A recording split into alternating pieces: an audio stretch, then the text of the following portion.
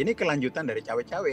Ini semua berantai. Ini adalah kalau diringkas behavior politik. Ada orang ngomong dia ikut nimbrung. Nah itu cawe-cawe. Presiden seakan-akan menjadi juru bicara salah satu kekuatan. Bagi mereka perubahan adalah tabu.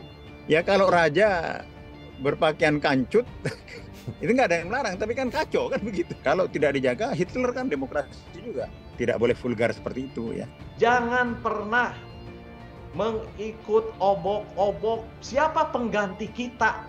Oh ini harus dilanjutkan, ini harus diganti, bukan tugasnya presiden kok. Baru saya melihat hari ini bahwa presiden petahana akan turun mengorganisasi kekuatan. Ini kultur baru kalau diikuti, kegilaan seperti ini rusak negara ini. Itu berat. Reformasi ini sudah ambles. Calon presiden itu disuruh seragam. Kalau seragam, ya ngapain kita pemilihan presiden? Ada 4 hal kenapa presiden itu galau. 1, potensi pelanggaran HAM. 2, dia galau dengan KKN.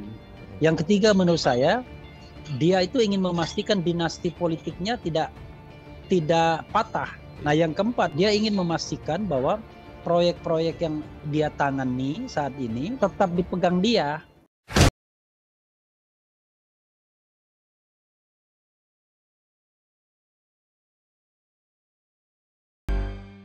Ya, halo, selamat pagi, salam sehat untuk kita semua. Ketemu lagi di akhir pekan kali ini, ketemu kita di program Cross Check di kanal YouTube Metro TV News dan juga medcom.id. Saya Indra Maulana. Pekan ini kita akan bicara tentang Presiden Joko Widodo yang seolah-olah nih berbalas pantun dengan kandidat Capres Anies Baswedan. Sebelumnya memang Anies Baswedan menyatakan bagi yang berkuasa jangan khawatir, tugas sudah selesai, memang harus ada pergantian, perubahan seperti biasa setiap 5 tahun gitu ya. Nah beberapa hari kemudian Presiden Jokowi tiba-tiba angkat suara bahwa pergantian presiden adalah melanjutkan estafet kepemimpinan, jangan seperti analogi yang disampaikan Presiden Jokowi ini, meteran pom bensin dimulai dari nol. Jika betul Presiden Jokowi sedang membalas pernyataan Anies Baswedan, ini seolah-olah Presiden Jokowi menempatkan dirinya sebagai calon pesaing Anies Baswedan dalam kandidasi presiden berikutnya. Padahal bisa saja pernyataan yang memancing adu gagasan dari Anies itu ditanggapi oleh kandidat lain seperti yang beredar di berbagai survei ya, seperti Ganjar Pranowo ataupun Prabowo Subianto. Ada apa dengan Presiden Jokowi yang kalau kita simak memang beberapa kali terkesan mau menurunkan derajatnya tanda kutip ya dari seorang kepala negara menjadi sekedar politisi yang akan terlibat lagi dalam kandidasi. Mulai dari pengakuan dan pemakluman dirinya adalah juga politisi, lalu terus terang akan cawe-cawe untuk kepentingan pemilu 2024, sampai sekarang membawa juga analogi meteran pom bensin dalam konteks kepemimpinan nasional. Kita coba cross-check fenomena sepanjang pekan ini bersama dengan Profesor Didik Jairabini, Guru Besar Ekonomi dan Politik, lalu ada Profesor Karim Suryadi, Guru Besar Komunikasi Politik, dan nanti akan bergabung Refli Harun, Pakar Hukum Tata Negara. Selamat pagi, salam sehat. Assalamualaikum Prof. Didik, Prof. Karim, apa kabar? Waalaikumsalam. Waalaikumsalam, sehat. Ya, baik. Di antara situasi yang tidak jelas, kita harus sehat dan waras. Oke, harus sehat dan waras. Situasi nggak jelas seperti apa nanti Prof. Didi jelasin. Tapi saya mau melihat apa konteks diskusi kita hari ini ya. Ini sebelum pergi ke substansi, saya mau melihat mungkin dari Prof. Karim dari sisi komunikasi politik ya. Prof. Karim, sebelum ke substansi soal bahwa apa kepemimpinan itu harus mulai dari nol atau harus melanjutkan dan lain sebagainya, itu kita boleh tidak sedikit melihat terlebih dahulu beberapa konteks dan analogi yang digunakan oleh Presiden Joko Widodo. Akhir-akhir ini kan Presiden Jokowi juga banyak berbicara soal berbagai hal ya. Bahkan terkesan kok menjawabi para calon presiden ini, terutama pernyataan Anies ngomong apa ditanggapinya oleh Presiden Jokowi. Padahal Presiden Jokowi ini kan sudah penentu sebagai presiden, kepala negara, kepala pemerintahan. Kita nggak melihat adu polemik misalnya atau adu gagasan tuh misalnya Mas Anies misalnya menanggapi Pak Prabowo atau Pak Ganjar yang menanggapi Pak Prabowo dan begitu sebaliknya lah. Ini Presiden Jokowi ini yang sekarang aktif menjawabi Pak Anies Baswedan begitu. Prof. Karim melihatnya seperti apa dari sisi Nah itu komunikasi sebuah politik? anomali ya karena presiden seakan-akan menjadi juru bicara salah satu kekuatan, entah siapa. Nah, itu yang pertama. Yang kedua, saya setuju kalau dibilang kepemimpinan bukan meteran pom bensin, kepemimpinan seperti sekolah yang naik kelas, tetapi jangan lupa bahwa anak SD pun naik kelas ke SMA kalau sudah menjalani evaluasi. Artinya apa? Artinya tidak serta-merta naik. Tetapi saya paham kalau ada dua kutub ini. Kutub yang menganggap kepemimpinan harus dari nol, harus ada evaluasi. Kenapa saya paham? Karena hubungan antara seseorang dengan politik itu seperti hubungan saya dengan klub sepak bola saya. Jadi ada orang-orang yang menilai realitas politik secara objektif, itu yang mereka punya sikap politik. Tetapi di luar itu, ada yang mereka berhubungan berdasarkan identifikasi politik.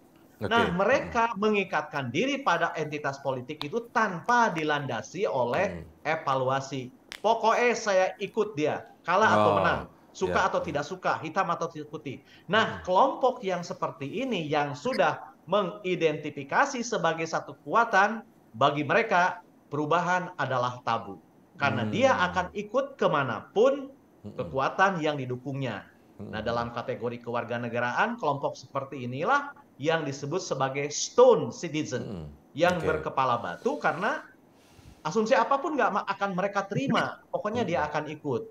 Nah, oleh karena itu maka dari sisi demokrasi sebenarnya ada ruginya ketika seseorang mengidentifikasi sebagai pendukung salah satu kekuatan karena ia tidak akan menerima asumsi alternatif. Jadi yang harus kita dorong sebenarnya adalah bagaimana orang bersikap politik sehingga penilaian mereka menjadi dasar keputusannya untuk mendukung, menolak, mengkritisi, atau mengapresiasi.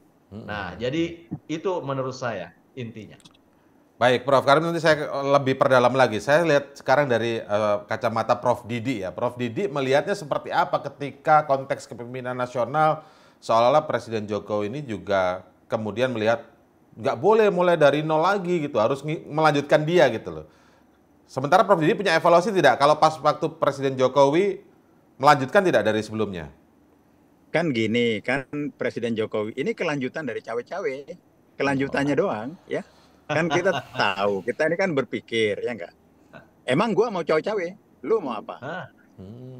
Kan ini kan kelanjutan. Nah, setelah kelanjutan, ini membangun argumen bahwa memang tidak salah sih, ya tidak seperti meteran bensin, ya. Harus ada kesinambungan. Tapi kesinambungan tidak boleh personal seperti itu, tidak boleh terlalu personal seperti itu, ya. Dan ini satu hal yang sebenarnya terkait dengan kedudukan ya sebagai presiden. Kalau dalam calon presiden itu dari partai-partai, posisinya sebagai presiden pemegang sumber daya yang luar biasa itu punya masalah, ya, abuse of power nanti menggiring sumber daya sana ke sini dan seterusnya, sehingga posisi netral sebenarnya yang terbaik. Memang tidak ada masalah hukum pasal yang melarang, tapi itu kan etik, ya enggak? Ya kalau raja berpakaian kancut itu nggak ada yang melarang, tapi kan kacau kan begitu. Kekacauan seperti itu yang tidak kita hindarkan, karena itu dikritik. Ya sementara kritik itu ya dianggap angin lalu, ya. Jadi menurut saya ini bagian dari membangun argumen bahwa cawe-cawe itu dibenarkan dan akan selalu dilakukan. Gitu, Mas.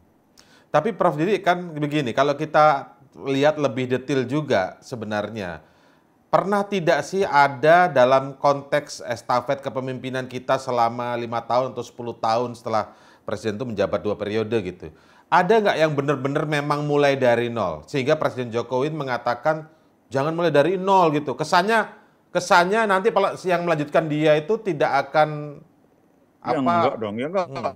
Presiden Jokowi itu ketika memimpin ada ratusan, itu kan nggak dari nol. Pertumbuhan ekonomi jalan, ya walaupun presidennya bukan Jokowi, pertumbuhan ekonomi jalan. Masalahnya berhasil atau tidak? Target 7% kan nggak berhasil. Jadi nggak ada yang dari nol, ya. Jadi sebenarnya argumen itu tidak salah.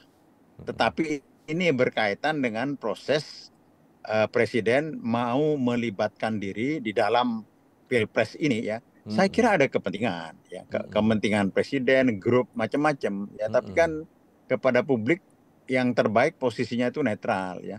Tapi kepentingan itu kan ya terlihat, tersembunyi, bisa dianalisis ya. Menurut saya ya harus tidak boleh vulgar seperti itu ya. Dan ini argumen untuk membenarkan cawe-cawe itu. Kan tidak benar. Jadi saya sebagai presiden, saya bisa memberikan sesuatu. yang ya kalau di negara lain raja yang umurnya cuma 9 tahun bisa juga kerajaan itu jalan karena ada patihnya, ada ininya segala macam. Tidak usah mengatakan bahwa single faktor saja yang terjadi. Tapi saya tidak dari komunikasi ya. Saya melihat ini argumen ingin dibangun bahwa cawe-cawe itu akan bisa dilakukan dengan argumen ini. Gitu.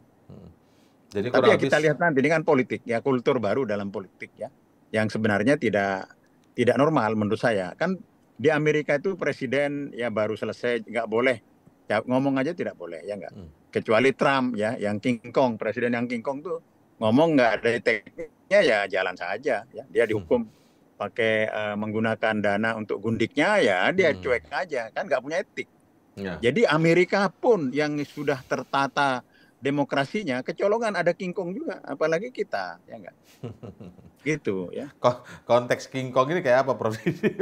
Ya maksud saya tidak etik maksudnya. Tidak etik ya. Maksud saya demokrasi itu harus dijaga. Kalau tidak dijaga, Hitler kan demokrasi juga. Dia lahir dari demokrasi kalau tidak dikontrol. Nah sekarang ini kontrolnya hilang, nggak ada. DPR itu mampet mati, nggak ada sekarang ya. Ini sudah seperti menjadi kerajaan ya. Nah karena itu media harus bergerak membantu menawarkan angin segar, akal sehat gitu. Oke, kembali ke soal komunikasinya sedikit ya, Prof. Karim. Saya penasaran memang sebenarnya. Tadi Prof. Didi menyinggung lagi bahwa sebenarnya ini kelanjutan dari cawe-cawe, nggak jauh-jauh dari itulah kurang lebih ya. Memang akhirnya menangkapnya seperti itu. Kok sepertinya ada kekhawatiran berlebihan, betul tidak kira-kira Prof? Karena gini, ketika taruhlah sekarang ini nama yang cukup signifikan muncul ke publik, para calon ini kan selain nama Anies Baswedan, nama Ganjar Pranowo, nama Prabowo Subianto kan begitu ya. Kalau kita lihat dua-duanya, ini kan nafasnya melanjutkan yang sekarang ya, melanjutkan Presiden Jokowi. Nah, ketika Anies itu konsep namanya adalah koalisi perubahan untuk perbaikan, seolah-olah dianggap itu akan menihilkan semua yang ini, dan itu narasi yang seolah dibangun oleh pemerintah sekarang ini, dan ini terkonfirmasi dari beberapa kali misalnya Presiden Jokowi ngomong ya, mulai dari nol kesannya tuh nihil gitu, padahal kan nggak begitu juga. Apa yang disampaikan oleh Anies Baswedan menyatakan bahwa kalau itu memang ada di dalam undang-undang ya itu harus dijalankan oleh siapapun presiden selanjutnya gitu. Prof. Karim melihat ada kekhawatiran yang berlebihan tidak di dalam seorang diri Presiden Joko Widodo? Nah, analogi yang digunakan kepemimpinan jangan seperti meteran pom itu saya melihat gitu ya, maknanya itu tidak seperti yang dimaksudkan. Ya, dia jelaskan tidak seperti yang dimaksudkan. Yang dia jelaskan itu seakan-akan ini dalil. Kalau dalil kepemimpinan tidak dimulai dari nol itu benar. Sejauh melanjutkan apa yang menjadi common platform. Platform bersama, platform kebangsaan itu betul. Jangan mengobrak-abrik apa yang sudah dibangun itu betul. Tetapi ketika dikenakan, jangan mengobrak-abrik dan harus melanjutkan preferensi pribadi sang presiden petahana itu yang salah. Dan karena itu kalau ditempatkan dalam konteks seperti itu, maka yang tadinya dalil itu sekarang menjadi dalih. Dalih untuk melindungi kepentingan yang dalam hal ini tadi Prof. Didik, dalil cawe-cawe itu tadi gitu. Padahal sudah jelas maksim politiknya sejak zaman Nabi Adam masih remaja. Maksim politiknya jelas. Never sus successor. Jangan pernah mengikut obok-obok siapa pengganti kita. Sebab pemimpin itu ada masanya. Seseorang akan turun dengan anggun dan reputasinya tak akan terganti selama dia tidak mendominasi penentuan siapa yang akan menggantikannya. Jadi itu sudah jelas, sudah clear gitu ya. Nah, karena itu maka apa yang dikatakan analogi itu bisa menjadi dalil, itu kita terima sejauh yang jadi dasarnya adalah Kemenplapem, dalam ini garis besar kebangsaan, tapi itu bisa menjadi dalih ketika itu menjadi pembenar. Dan apa yang dikatakan saya akan cawe-cawe demi kepentingan bangsa dan negara, menurut saya itu tidak mesti diucapkan. Wong itu sudah menjadi tugasnya presiden menjalankan segala undang-undang. Perintah undang-undang menjaga kepentingan bangsa sudah menjadi aksioma, nggak perlu diucapkan. Justru dengan diucapkan malah menjadi aneh apa iya. Apalagi misalnya ada penjelasan atau aksi-aksi berikutnya yang tidak koheren. Kalau memang cawe-cawe itu untuk kepentingan bangsa dan negara, maka yang dia libatkan ketika masih ada pertemuan kan semua partai. Tapi faktanya kan 2 partai tidak diundang. Satu Nasdem, satu PDIP dengan alasan yang berbeda. Nah, ingin saya katakan sekali lagi, baru saya melihat hari ini bahwa Presiden petahana akan turun mengorganisasi kekuatan. Saya yakin semua presiden itu ketika turun berharap bahwa yang menggantikannya itu punya kepekaan, tidak akan membuka blackmail policy, catatan hitam ke belakang, sekaligus juga menjadi pelanjut yang nyaman karena bersahabat dengan program-program yang sudah dijalankan lalu ditingkatkan. Tetapi saya baru melihat hari ini ada organisasi kekuatan yang merangsang bahwa penggantinya harus melanjutkan. Jadi kekhawatiran, ketakutan, keinginan semua petahana saya yakin sama. Tapi praktek menggalang kekuatan dan diformalkan ke dalam itu jadi berbeda baru. Yang gila, interupsi. Yang lebih gila lagi mengorganisir relawan. Relawan itu dalam konteks demokrasi nggak tahu di mana tempatnya. Demokrasi itu kan civil society. NU, Muhammadiyah, lembaga pendidikan, dan seterusnya. Negara, presiden, Bank Indonesia, dan lain-lain. Dunia usaha, Kadin, dan lain-lain. Ini relawan nggak ada tempatnya. Karena itu saya kritik membangun relawan kayak begini. Presiden sudah punya angkatan bersenjata, punya pegawai negeri jutaan, masih membangun relawan. Tujuannya untuk ini apa, kultur berarti? baru ya. Ini kultur baru kalau diikuti kegilaan seperti ini rusak negara ini. Ya. Itu berat ya nggak? Seorang presiden itu sudah berdiri tinggi, nggak usah didikte, diseret-seret sana kemari oleh relawan. Ya kalau mau bentuk partai aja sudah lebih formal. Ini kegilaan seperti ini nggak boleh terus. Kasihan bangsa ini. Karena presiden punya kekuatan besar untuk membangun, merubah, merusak, kekuatannya besar ya. Jadi kasihanilah bangsa ini, jangan.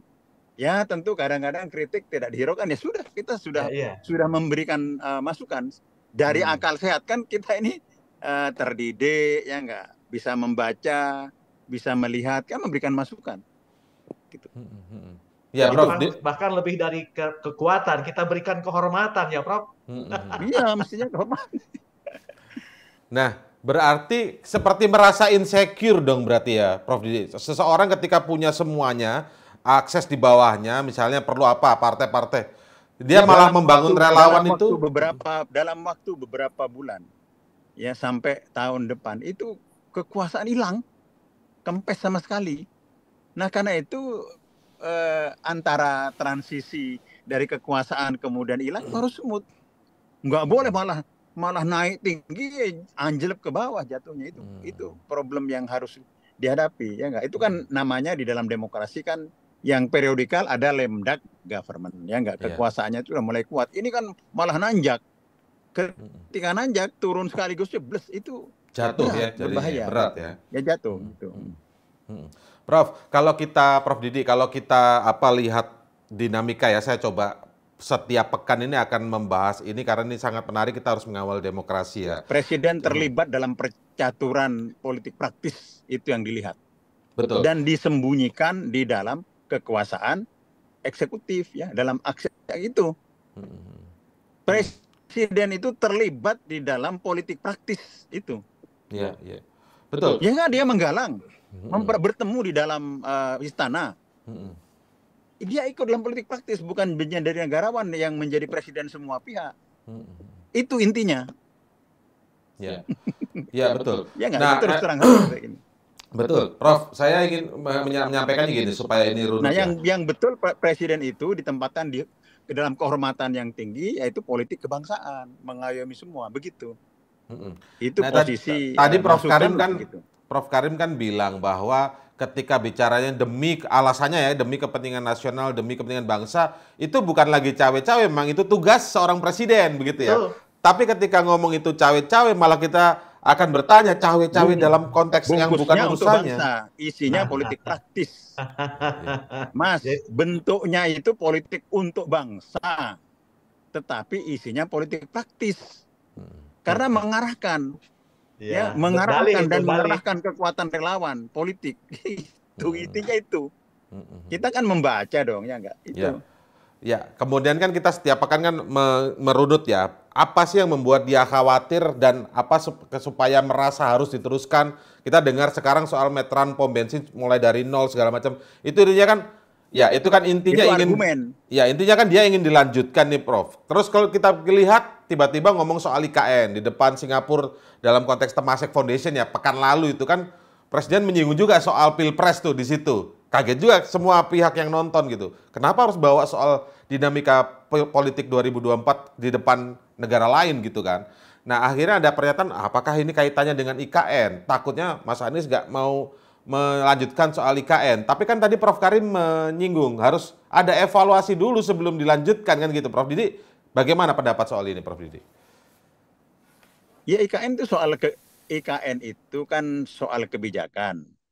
Kebijakan itu normalnya sebelum itu dilaksanakan, diputuskan, diucapkan oleh presiden itu sosialisasi, proses perencanaan segala. Ini kan enggak. Ya. IKN itu pokoknya jalan titik, enggak ada evaluasinya, enggak ada apa-apa. Wah, harusnya berubah. Nah, kemungkinan besar itu tidak berjalan mulus. Ya enggak? Karena kritiknya banyak.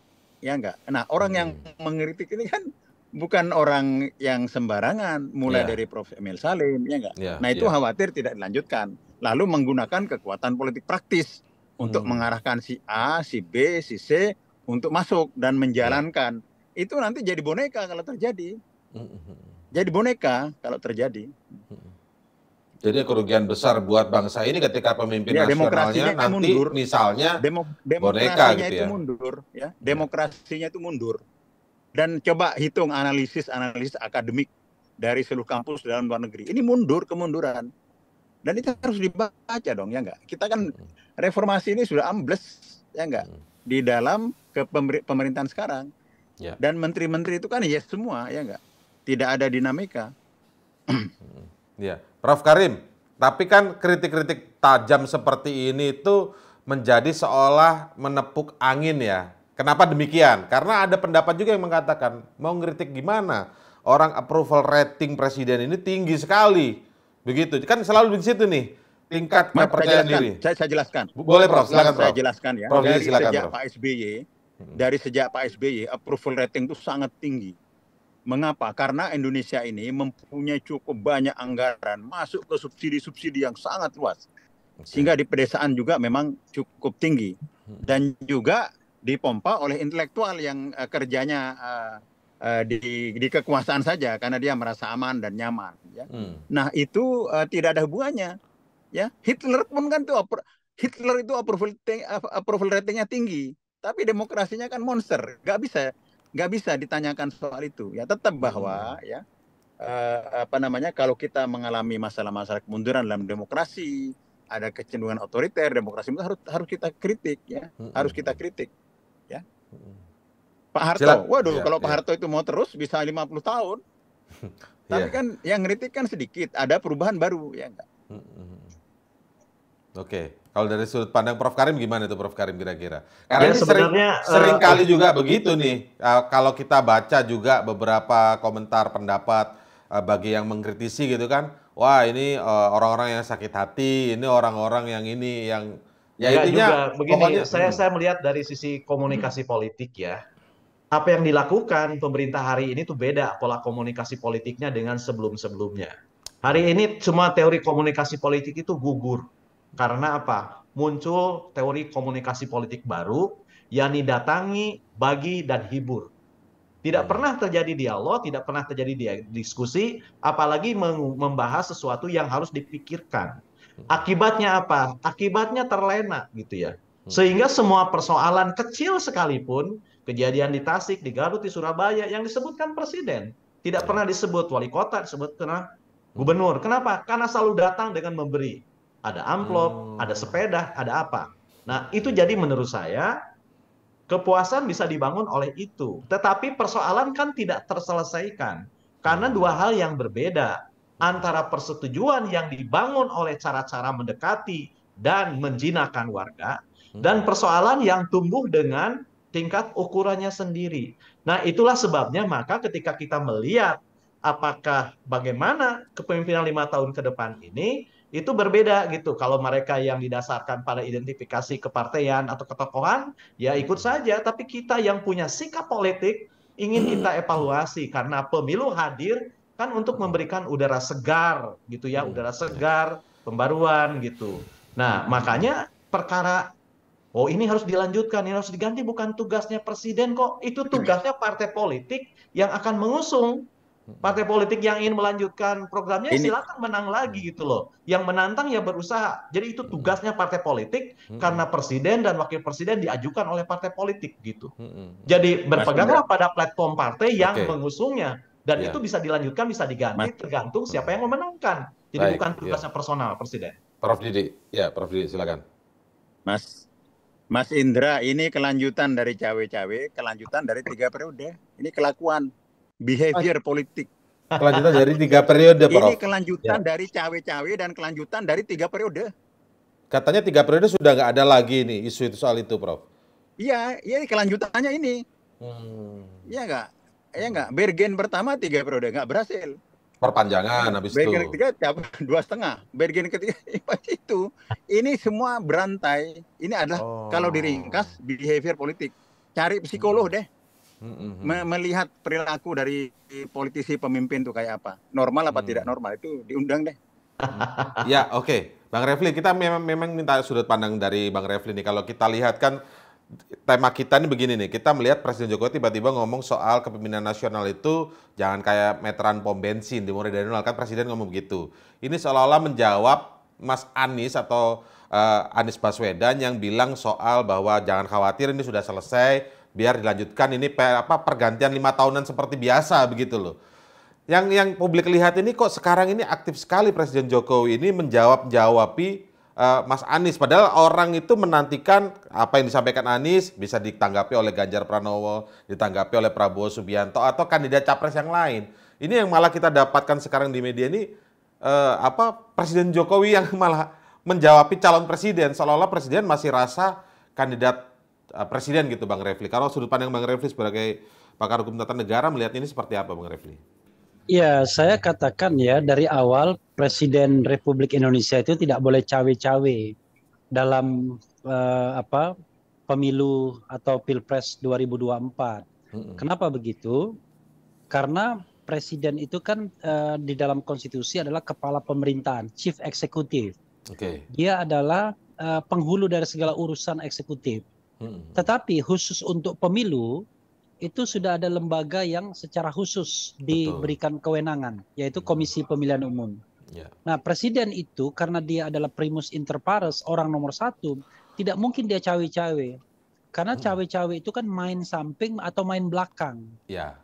Atau main tangkap-tangkapin begitu. Jadi ada orang ngomong, dia ikut nimbrung. Nah, itu cawe-cawe. Padahal dia adalah, harusnya dia sebagai Chief Justice itu berada di atas. Pengertian berada di atas adalah mengatasi semua kelompok dan golongan sehingga dia tidak terjebak partisan.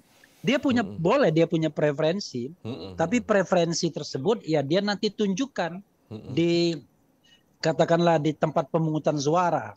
Atau kalau dia mau kampanye sekali misalnya tidak berlebihan, boleh juga dia kampanye untuk menunjukkan preferensinya. Yang paling penting adalah dia tidak menggerakkan resources.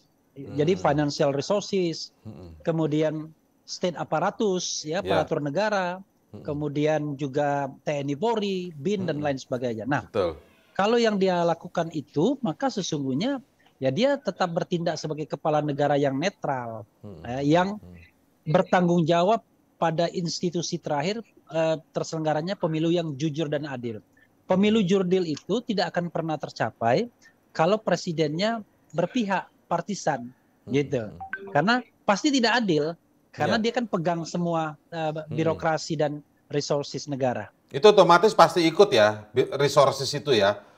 Pasti, karena kita ini kan budayanya kan paternalistik. Kecenderungannya mencontoh atasan. Ada yang mengatakan begini, ASN saja, TNI, Polri, dan ASN saja, itu disuruh netral. Kok penghulu dari ASN, TNI, Polri kok malah nggak netral gitu loh. Ya kan? Betul. Tapi kalau soal preferensi politik silahkan. TNI Polri pun misalnya walaupun dia tidak memilih, tapi kan anak istrinya kan memilih kan? Ya silakan saja anak istrinya kemudian punya preferensi politik, tetapi tetap saja dia tidak bisa menggunakan fasilitas publik, kekuasaan publik, otoritas publik untuk memenangkan salah satu calon begitu. Bang Refli, tapi kan selalu diberikan, dan ini kan diskusi kita sudah sering soal kayak begini ya, tapi mumpung saya ingin tahu pendapat Bang Refli. Mereka selalu menyampaikan alasan jawabannya itu adalah, loh di Amerika contoh Presiden Obama ketika mendukung Hillary Clinton, dia ikut berkampanye dan lain sebagainya. Bisa nggak kita membandingkan seperti ini Bang Refli? Oke, kita kalau kita mau membandingkan itu harus kafah ya, harus semuanya. Di Amerika Serikat calon presiden menurut teman saya nggak dua tuh. Calon presiden yang mendaftar di Federal Election Commission itu adalah 1.212. Karena nggak ada presidential threshold di sana. Semua orang boleh nyalon asal memenuhi syarat yang ringan-ringan saja syaratnya. Nggak ada yang namanya harus persentase atau harus diusung Demokrat gitu ya, atau Republik misalnya. Nah, jangan kalau kita ngambil yang enaknya doang gitu kan. Kedua, tradisi good governance sama clean government mereka udah baik, udah bagus. Mereka tidak paternalisme, birokrasi relatif netral. Jadi siapapun yang berkuasa, saya lihat di Inggris misalnya ya, di negara-negara maju demokrasinya, mereka pelayan publik saja. Kalau kita kan beda. Ketika presidennya A, cenderung A gitu kan. Medianya juga begitu kan. Jadi imbasnya juga begitu. Nah, kita kan belum bisa mencapai demokrasi yang sehat. Karena itu, presiden sebagai orang paling utama, dia harus memberikan contoh bagaimana memunculkan sebuah demokrasi yang sehat. Boleh dia berkampanye misalnya tadi, tapi tadi dia lakukan pada saat kampanye saja, tapi tidak terlalu berlebihan. Ya misalnya saya Presiden Joko Widodo sebagai warga negara, saya minta Anda memilih dan lain sebagainya. Tapi kalau ditanyakan kepada saya memilih A, misalnya begitu. Kan itu kan menunjukkan preferensi dia. Tapi kalau dia tidak menunjukkan preferensi dia, maka etika dia tinggi banget. Karena dia sadar bahwa republik ini itu tidak bisa kalau pemimpinnya itu membawa ke satu arus, pasti pecah. Beda sama negara lain yang sudah matang, sudah mature berdemokrasinya, begitu. Oke, nah kalau dari common sense yang ditangkap secara umum kan, memang Presiden terkesan ingin yang melanjutkan dia adalah tanda kutip ya orang-orangnya, karena ingin memastikan apa yang dia kerjakan sekarang itu dilanjutkan ke depan. Kalau ini kan juga terwujud dari beberapa, termasuk yang terakhir ini, kepemimpinan nasional itu jangan kayak meteran pom bensin mulai dari nol. Kan ini sekali lagi mengklarifikasi juga apa yang disebutkan dia ngomong cawe-cawe demi kepentingan nasional dan lain sebagainya gitu. Nah Bang Refli, artinya seolah-olah tidak ada tanggapan nih, berarti anti dengan koalisi atau pemikiran-pemikiran yang menggagas tentang perubahan untuk perbaikan begitu, Bang Refli. Bagaimana Bang Refli? Iya, jadi lucu kalau seandainya calon presiden itu disuruh seragam. Kalau seragam, ya ngapain kita pemilihan presiden? Tentu kita harus hargai calon-calon yang punya pemikiran sendiri. Contoh misalnya, kalau Anda menganggap bahwa pemerintahan ini berhasil, maka silakan Anda pilih yang di-endorse presiden, ya kan begitu? Tapi kalau Anda menganggap Presiden Jokowi tidak berhasil, pemerintahannya tidak berhasil, maka ya silakan Anda memilih antitesisnya yang mengusung tema perubahan. Kan itu fair di masyarakat, ya kan? Nah, tetapi menurut saya selalu mengatakan ada 4 hal kenapa presiden itu galau. Saya sering ucapkan ini di media sosial saya.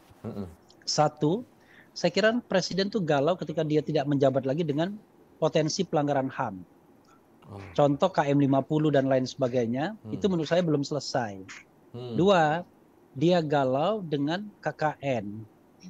KKN, oke. Ya, karena banyak sekali komponen masyarakat yang menyuarakan itu kan, terutama keterlibatan keluarga di dalam KKN. Rizal Ramli, Ubedillah Badrun dan lain sebagainya. Bahkan sudah diadukan juga. Yang ketiga menurut saya, dia itu ingin memastikan dinasti politiknya tidak patah, ya, terus bisa berkembang secara baik.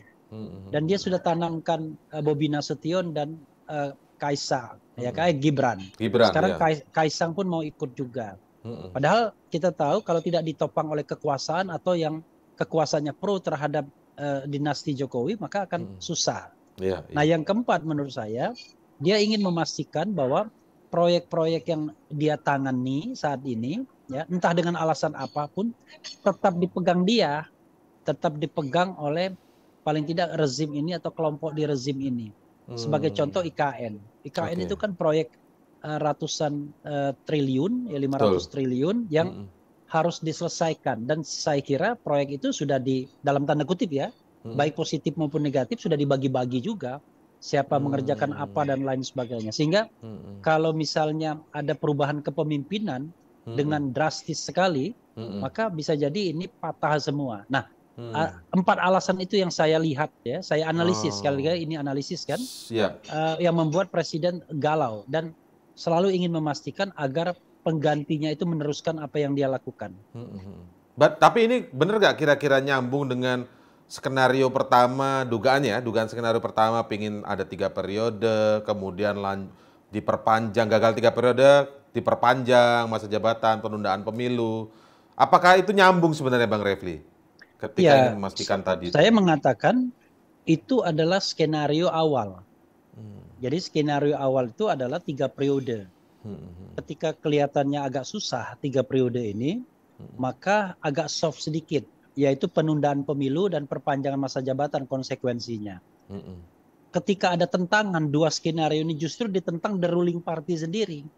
Kalau tidak ada penentangan oleh PDIP, menurut saya selesai ini. Jalan itu berarti ya? Jalan, karena yang namanya mengubah konstitusi itu kan tinggal bergantung kepada kesepakatan ketua umum partai politik saja yang pernah dikatakan Bambang Pacul kan begitu.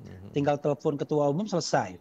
Nah, tapi karena the ruling party ngotot, biasanya kalau Bu Mega udah ngotot, yang lain nggak enak, ya nggak mau ribut, kira-kira begitu. Maka kemudian tidak jadi. Nah, sekarang ketika jadwal pemilu sudah ditetapkan 14 Februari, sepertinya nggak mungkin mundur lagi. Semua kekuatan sosial politik sudah mengarah kepada 14 Februari misalnya. Karena itu, ya yang harus dipastikan adalah penggantinya, pemenangnya adalah penerus dari rezim hari ini, begitu. Orangnya rezim hari ini, begitu maksudnya ya, yang pastikannya. Padahal dalam padahal dalam politik kan tidak ada jaminan 100% ya. Bang Refli, walaupun itu bikin kontrak politik, perjanjian, apapun itu, belum tentu misalnya juga akan menjamin seperti itu. Kan kenyataan politik seperti itu mungkin nggak, Bang Refli? Iya, makanya saya bilang, harusnya kan Presiden Jokowi berpikir husnul khotimah saja. Jadi husnul khotimah itu adalah, dia relakan siapapun yang terpilih menjadi presiden. Mau A, mau B, mau C, itu diserahkan kepada suara rakyat. Yang paling penting adalah dia mencoba menciptakan lapangan permainan yang setara, lapangan permainan yang adil, sehingga siapapun yang terpilih akan diterima oleh rakyat dengan sukacita. Karena untuk pertama kalinya pemilu kita jujur dan adil, lebih jujur, lebih adil dibandingkan pemilu sebelumnya, yang dipersepsi masih banyak kurang dan curangnya. Nah, kalau Presiden legowo betul-betul menjadi negarawan, maka dia akan mengambil sikap seperti itu. Maka dia akan dipandang, akan dikenang sebagai bapak demokrasi. Tapi rupanya dia lebih khawatir dengan 4 yang saya katakan tadi, ketimbang menyiapkan negara ini menjadi negara yang demokrasi yang tumbuh lebih baik. Bang Refli punya catatan khusus nggak Bang Refli? Dulu misalnya kita lihat seorang Presiden Joko Widodo ketika hadir pertama kali itu kan diharapkan jadi sosok figur yang berbeda lah, intinya dalam konteks ada pernah disebutkan adalah kita, ya kan, ada slogan-slogan seperti itu. Tidak, bahkan kabinet pun kabinet yang harus profesional. Terus kemudian apa namanya, ya kita tidak terbayang akan ada dinasti politik di situ. Kita nggak kebayang anak-anaknya akan, ternyata ini mau hampir semua, malah ada menantunya juga, malah ada yang baru mau di Depok nih, Kaisang gitu. Padahal sebelumnya dulu-dulu kan kita melihat itu kayaknya nggak mungkin terjadi di seorang Joko Widodo begitu. Apa analisis itu Bang Refli sebelum kita akhiri ini? Power tends to corrupt, absolute power corrupt absolutely. Orang sudah tahu itu semua. Jadi memang yang namanya kekuasaan itu menggiurkan. Makanya dalam sebuah sistem politik dan ketatanegaraan, yang namanya kekuasaan itu harus dibatasi. Baik dibatasi periode maupun dibatasi perilakunya. Kalau kita bicara dibatasi periode, ya hanya 2 termin saja.